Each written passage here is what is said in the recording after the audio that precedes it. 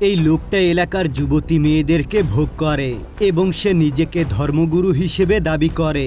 গ্রামের কিশোরী মেয়েদেরকে প্রথমে তার কাছে যেতে হবে, তারপরে তাদেরকে তার স্বামীর কাছে যেতে হবে। এমন প্রথা চলে আসছিল দীর্ঘদিন ধরেই। হঠাৎ একদিন গ্রামের এক শিক্ষিত যুবক এই ভণ্ড ধর্মগুরুর বিরোধিতা করে এবং এই বিষয়টি নিয়ে সে আদালত পর্যন্ত গড়ায়। তাহলে ওই ভণ্ড কিভাবে মানুষের সামনে ধরা পড়ে এবং লোকজন কিভাবে তাকে ধোলাই করে, সেটাই জানতে চলেছি আজকের পুরো গল্পে। আর হ্যাঁ বন্ধুরা, আমি আগেই বলে রাখছি, এটা 18 শতকে ঘটে যাওয়া ভারতের একটি সত্য ঘটনা। তো আর বেশি স্পয়লার না দিয়ে চলো সরাসরি গল্পে ঢুকে পড়া যাক। গল্পটা শুরু হয় 1832 সালে। আমরা দেখতে পাই সেই গ্রামে যুবরাজ নামের একটি লোকের পুত্র সন্তানের জন্ম হয়, যার নাম রাখা হয় দর্শন। দর্শন একটু জিজ্ঞাসা প্রকৃতির ছেলে ছিল। এরপরে ধীরে ধীরে দর্শন বড় হয়, তার সঙ্গে সঙ্গে তার প্রশ্নগুলোও বাড়তে থাকে। একদিন সে তার বাবা মায়ের সঙ্গে পুজো করছিল, তখন সে পণ্ডিত মশাইকে জিজ্ঞাসা করে আগুনের মধ্যে কেন ফল ফেলে দেওয়া হয়। পণ্ডিত বলে আগুনের মধ্যে ফল ফেলে দিলে সোজা ভগবানের কাছে গিয়ে পৌঁছায়। তখন সে পণ্ডিতকে জিজ্ঞাসা করে ভগবান কোথায় আছে সে কি জানে। দর্শনের মুখে এরকম প্রশ্ন শুনে সবাই অবাক হয়ে যায়। এরকমেরই ধর্ম এবং সমাজের সাথে যুক্ত প্রশ্ন তার মনে বারবারই আসতে থাকে। এরপরে দর্শনের বয়স যখন 10 বছর হয় তখন তার মা মারা যায়। এরপরে তার বাবা আরেকটি বিয়ে করে নেয়। তখন দর্শনের মামা দর্শনকে তার বাড়িতে নিয়ে যায়। সেই গ্রামের সবথেকে প্রভাবশালী এবং ক্ষমতাশালী ব্যক্তি ছিল, যার নাম ছিল মহারাজ। গ্রামের সবাই তাকে ভগবানের চোখেই দেখত। ধীরে ধীরে দর্শন মামার বাড়িতে বড় হতে থাকে। তাই সে বড় হয়ে দেশে চলা অসামাজিক এবং ধর্মের নামে অত্যাচার করা মানুষের বিরুদ্ধে মানুষকে জাগানোর জন্য লেখালেখি করত। এর পরের দিন হোলির দিন চলে আসে।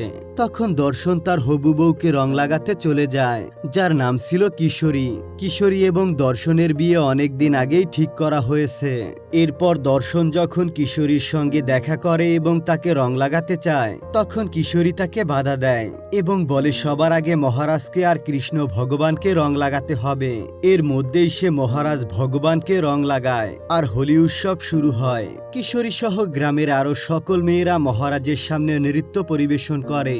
এরপরে মহারাজ সিংহাসন ছেড়ে উঠে আসে আর সব মেয়েদের মধ্যে সবার প্রথমে কিশোরীর গায়ে রং লাগায়। তারপর কিশোরীকে তার চরণ সেবা করতে বলে। এরপর কিশোরী তার চরণ সেবা করার জন্য হালিতে যায়। এদিকে দর্শন জানে না আসলে চরণ সেবা কি। হালিতে গিয়ে দর্শন জানতে পারে যদি কোনো সাধারণ মানুষ চরণ সেবা দেখতে চায় তবে তার বিনিময়ে তাকে অনেক টাকা পরিশোধ করতে হবে। তখন দর্শন টাকা দিয়ে সেটা দেখতে চলে যায়। সেখানে অনেকগুলো লোক আগে থেকেই চরণ সেবা দেখছিল। এরপর দর্শন একটা জানালা দিয়ে চরণ সেবা দেখতে শুরু করে। সেই সময় কিশোরী মহারাজের সঙ্গে শারীরিক সম্পর্ক করছিল, আর এটাই হচ্ছে মূলত চরণ সেবা। এসব দেখে দর্শন রেগে গিয়ে কিশোরীর নাম ধরে চিৎকার করে ওঠে।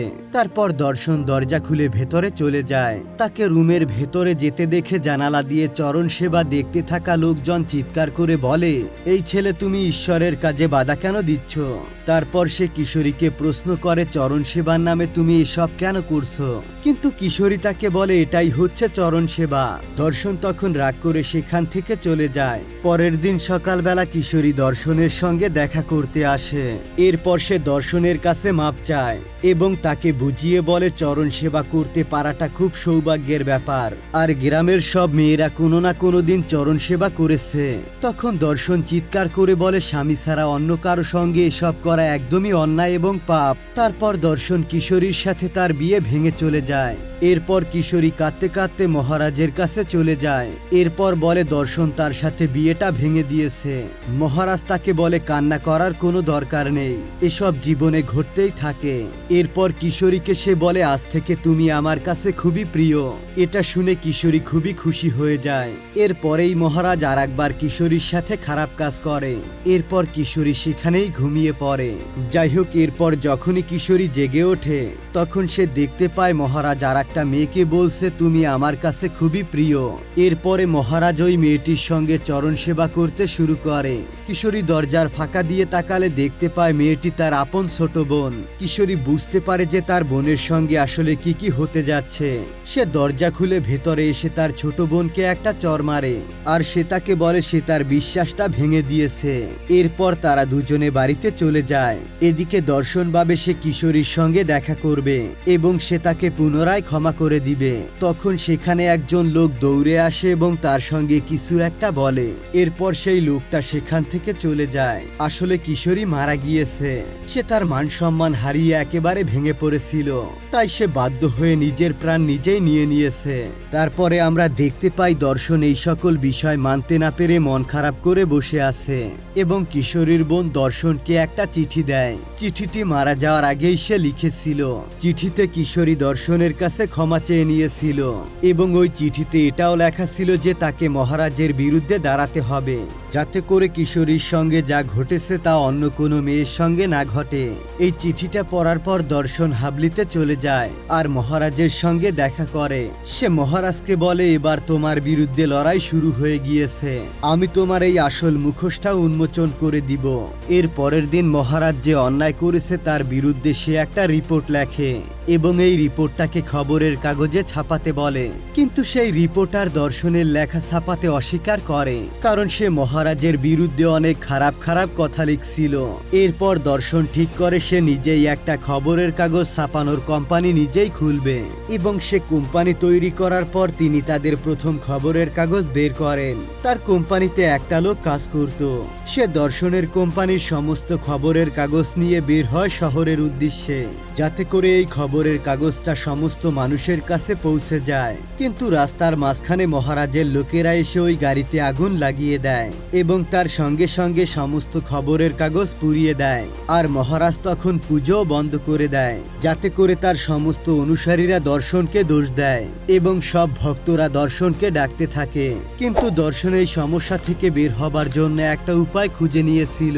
সে ভগবানের একটা ছবি নিয়ে আসে আর সেই ছবিটা বটগাছের নিচে রেখে দিয়ে তার সকল ভক্তের উদ্দেশ্যে বলে তারা যেন তাদের ভক্তির ফয়দা মহারাজের কাছ থেকে উঠায়, কারণ ভগবান হাবলির মধ্যে আছে আর এই ছবিটার মধ্যেও আছে, তাই সবাই এখানেই পূজা করুন। সেখানে থাকা সমস্ত লোকজন তার কথায় অনেক বেশি খুশি হয়ে যায় আর তখন তারা সেখানেই পুজো করতে শুরু করে। এদিকে এসব দেখতে পেয়ে মহারাজ আবারও একটা নতুন চাল চালে। সে দর্শনের বাবাকে ডেকে নেয় এবং সে তাকে বলে সে যেন তার ছেলেকে সবকিছু ভালো করে বুঝায়, তা না হলে তাদের সঙ্গে অনেক খারাপ কিছু হয়ে যাবে। এরপরে দর্শনের বাবা দর্শনের কাছে চলে যায় এবং তাকে খবরের কাগজ ছাপাতে নিষেধ করে। তখন সেখানে দর্শন অনুকে নিয়ে পত্রিকা ছাপায়। এখানে পরিস্থিতি এমনটা হয়ে দাঁড়িয়েছিল যে দর্শনের পরিবারের কেউ তাকে সাপোর্ট করছিল না। তখন অনু দর্শনের কাছে আসে আর তাকে হাসানোর চেষ্টা করে আর সেই সময় তাকে মহারাজের বিরুদ্ধে লড়াই করার জন্য অনুপ্রেরণা দিতে থাকে। আর সে তার নিজের ভালোবাসার কথা তাকে বলে দেয়। যেদিন থেকে সে তার লেখা পড়েছে সেদিন থেকেই সে তাকে ভালোবেসে ফেলেছে। কিন্তু দর্শন এখন তাকে বিয়ে করার জন্য নিষেধ করে দেয়, কারণ এখন তার লক্ষ্যের মধ্যে সে কাউকেই আসতে দিতে চায় না। এদিকে মহারাজের দরজা বন্ধ রাখার ফলে হাবলিতে টাকা পয়সা কমতে শুরু করে, তাই সে বাধ্য হয়ে হাবলির দরজা খুলে দেয়। তখন মহারাজ একটা নতুন চাল চালে। সে দর্শনের নামে 50,000 টাকার একটা মানহানির মামলা করে দেয়। এদিকে দেখা যায় দর্শন এসব জানতে পেয়ে উদাস হয়ে যায়, কারণ তার কাছে না আছে 50,000 টাকা, না আছে কোনো সাক্ষ্য প্রমাণ। তখন সেখানে অনেকগুলো লোক চলে আসে আর তারা বলে আমরা মহারাজের বিরুদ্ধে সাক্ষী দেব, কারণ এসব লোকদের মা বোনের সঙ্গে মহারাজ তাই করেছিল যা সে কিশোরীর সঙ্গে করেছে। এতে করে দর্শন আরো একবার সাহস খুঁজে পায়। তখন দর্শন তাদেরকে সঙ্গে করে নিয়ে হাবলিতে চলে যায় আর সে এবার মহারাজকে বলে তার সঙ্গে এবার কোর্টে দেখা হবে।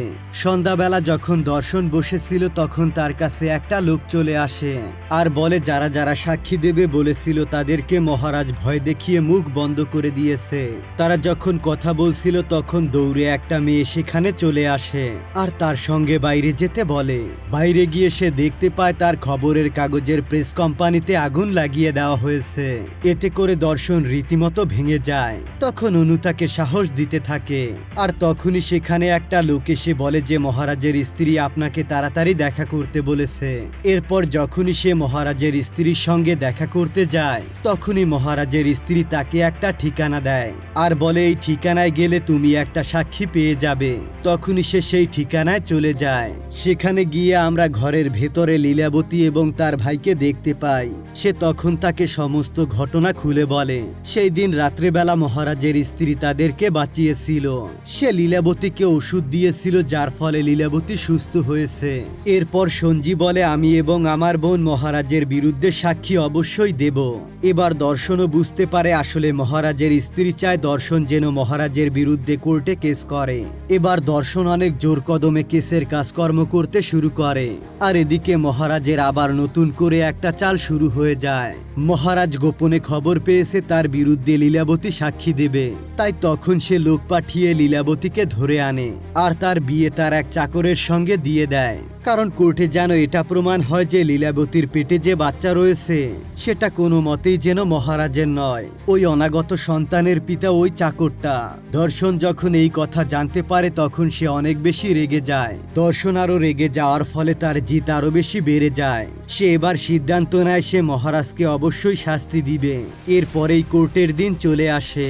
কোর্টে দর্শনের পার্সোনাল উকিল মহারাজের এক ডাক্তারকে ডেকে নেয়। ডাক্তার সবাইকে বলে মহারাজের চাঁদের রোগ রয়েছে, আর এই চাঁদের রোগ তখনই হয় যখন কোনো পুরুষ একের পর এক মেয়ে মানুষের সাথে ইন্টিমেট হয়। এই কথা শুনে তখনই মহারাজ কথা ঘুরিয়ে বলে সে ডাক্তারকে চাঁদের রোগের কথা বলেনি। চাঁদের রোগ বলতে সে এক প্রকার চামড়ার রোগের কথা বলেছে।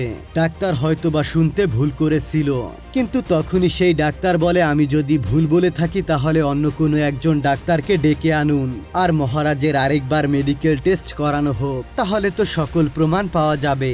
এরপর মহারাজ আবারও ফেঁসে যায়। এরপর সাক্ষী হিসেবে মহারাজের সেই চাকরকে ডাকা হয়। আর যখনই তাকে জিজ্ঞাসা করা হয় লীলাবতী তার স্ত্রী কিনা, তখনই সে বলে হ্যাঁ লীলাবতী আমারই স্ত্রী এবং তার পেটে যে বাচ্চা রয়েছে সেটা আমারই। কিন্তু তখনই ওই উকিল বলে বাচ্চার ব্যাপারে তো আমরা কোনো কথা জিজ্ঞাসা করিনি। তখন সেই চাকর নিজের জালেই নিজে ফেঁসে যায়। তখন দর্শনের উকিল সবাইকে বলে ওই বাচ্চা আসলে মহারাজের। আসলে মহারাজ এই চাকরের সঙ্গে লীলাবতীর বিয়ে দিয়ে তার বাচ্চাকে চাকরের বাচ্চা হিসেবে চালিয়ে দিতে চেয়েছিল। মহারাজ অপমানিত হয়ে উকিলকে বলে বাইরে আমার সমস্ত ভক্তরা বসে আছে, তারা কিন্তু আমার এই অপমান সহ্য করবে না। এই বলে সে তাকে সাবধান করে দেয়। এরপরে শেষ সাক্ষী অবশেষে দর্শন দেয়। সে বলে চরণ সেবা প্রথাটা একটা অনেক বড় অন্যায়। একটা স্ত্রীর প্রথম অধিকার হলো তার স্বামীর, কিন্তু এখানকার মানুষ এটা কেন বিশ্বাস করে যে তার স্ত্রীকে প্রথমে মহারাজ তারপরে তার স্বামী ভোগ করবে। দর্শন এখানে আরো অনেক কথাই বলে আর বলে কেউ আমার পাশে না থাকলে আমি একাই লড়ে যাব। মহারাজ এখানে পুরোপুরি আস্থা রাখছিল কেউ দর্শনের সঙ্গে সঙ্গ দিবে না। তখনই পেছন থেকে একটা লোকের কণ্ঠ শোনা যায় আর সেই লোকটা বলে আমি দর্শনের সঙ্গ দেব। তখন সবাই পেছনে তাকিয়ে দেখতে পায় এটা হলো দর্শনের বৌদি। তখন তাকে দেখতে পেয়ে আরো অনেক মহিলারা দর্শনের পাশে এসে দাঁড়ায় এবং তারা মহারাজের বিরুদ্ধে আঙুল তোলে আর মহারাজ কোর্টে পুরোপুরি ফেঁসে যায় আর দর্শন এই কেসটিতে জিতে যায়। এরপর মহারাজ যখন গেট থেকে বের হয় তখন তার ভক্তরা তার দিকে ঘৃণার দৃষ্টিতে তাকিয়ে থাকে। কেউ তার সঙ্গে সঙ্গ দিচ্ছিল না, কারণ তার সকল সত্যটা সবার সামনে চলে এসেছে। আর এরপর আমরা দেখতে পাই দর্শন বিয়ে করে নেয় আর এখানে এই অসাধারণ গল্পটা শেষ হয়ে যায়। তো বন্ধুরা, তোমাদের কাছে এই অসাধারণ গল্পটি কেমন লেগেছে তা অবশ্যই কমেন্ট করে জানাও। আর ভিডিওটি ভালো লাগলে অবশ্যই চ্যানেলটিকে সাবস্ক্রাইব করবে। এতক্ষণ ভিডিওটি মনোযোগ সহকারে দেখার জন্য তোমাদেরকে অসংখ্য ধন্যবাদ।